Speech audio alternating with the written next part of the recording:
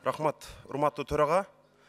Азыр мен өкмөттүн өкүлүнө, президенттин өкүлүнө мына коомчулук абдан талкуулап аткан эң талуу маселе тууралуу кайрылгым келет.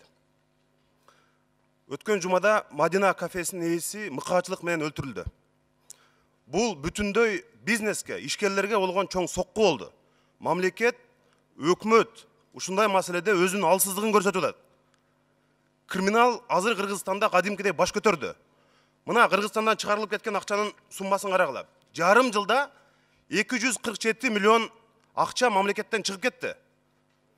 Бир гана чоң компаниялар, чоң бизнес эмес, азыр орто бизнес дагы акчасын алып чыгып кетип атат. МВД криминал менен күрөшүүдө өзүнүн алсыздыгын кылып атат. Макул, эгерде чоң реформаларды жасаганга акча керек болсун, бюджетте акча жок дейли. Бирок ушул криминал менен күрөшкөнгө, криминалдык жанагындай авторитеттерди, кылмыш дүйнөсүнүн өкүлдөрүн четинен түрмөгө тыкканга ушуга да акча керекпи? Буга саясий эрк керек. Ошондой болбой жатат. 2005 жылы инкылап болгондо гана Кыргызстанда ушундай рекордтук суммада акчаны бизнес алып чыгып кеткен экен. Мына ошол рекорд азыр кайталанып атат. Президент Японияга барып, башка өлкөлөргө барып, инвесторлорду өзү баш болуп Кыргызстанга чакырып жүрөт.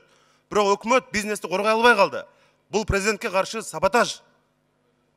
Ысык көлдө Осьминог деген кафе салык салбай койгон үчүн, салык салып криминалга акча бербей койгон үчүн кафесин өрттөп өзүн коркутуп калган.